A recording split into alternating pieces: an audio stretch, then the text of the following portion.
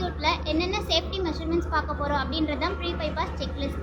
First பார்க்க போறது என்னன்னா டிஸ்போசபிள் காம்போனன்ட்ஸ். டிஸ்போசபிள் காம்போனன்ட்ஸ்ல நம்ம என்னென்ன செக் பண்ணணும்னா நம்மளுக்கு கொடுத்துருக்கக்கூடிய கஸ்டம் பேக் வந்து ஓப்பனா இருக்கா, அப்படி இல்லைன்னா அதில் ஏதாவது டேமேஜஸ் இருக்கா அப்படின்னு பார்க்கணும். நெக்ஸ்ட் அதோட ஸ்டெரிலிட்டி பார்க்கணும். எக்ஸ்பைரி டேட் வந்து நோட் பண்ணணும். அடுத்து HLM மிஷின் என்னென்ன செக் பண்ணணும்னா பம்ப் வந்து ஆன்ல இருக்கா அப்படின்னு பார்க்கணும். யூபிஎஸ் லைன்ல கனெக்ட் ஆயிருக்கா அப்படின்னு பார்க்கணும்.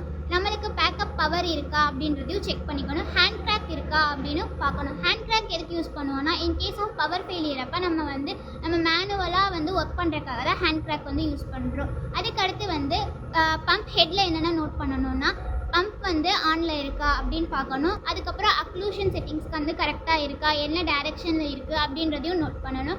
ரேஸ்வே வந்து ஸ்மூத் அண்ட் கிளியராக இருக்கா அப்படின்னும் செக் பண்ணணும். அதுக்கப்புறம் வந்து அதில் வந்து நம்ம ரன் பண்ணும்போது ஏதாவது நாய்ஸ் ப்ரொடியூஸ் ஆகுதா அப்படின்றதையும் செக் பண்ணணும். நெக்ஸ்ட் நம்ம என்ன பார்க்க போகிறோம்னா ஆக்சிஜனேட்டர். ஆக்சிஜனேட்டரில் என்னென்ன செக் பண்ணணும்னா ஃபஸ்ட்டு வந்து கேஸ் லைன் வந்து கனெக்டாக இருக்கா அப்படின்னு பார்க்கணும். அதுக்கப்புறம் வந்து அது கார்டியோடோமி ரிசர்வாயரோட வெண்ட் வந்து ஓப்பனில் இருக்கா அப்படின்னு நோட் பண்ணணும். அதுக்கப்புறம் வந்து நம்ம என்ன செக் பண்ணணும்னா ஹீட் எக்ஸ்சேஞ்சரில் ஏதாவது லீக் இருக்கா அப்படின்றத நம்ம டெஸ்ட் பண்ணணும்.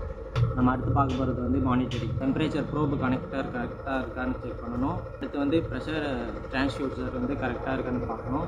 இதில் வந்து சென்சார்லாம் கரெக்டாக ப்ளேஸ் பண்ணியிருக்குமான்னு செக் பண்ணணும்.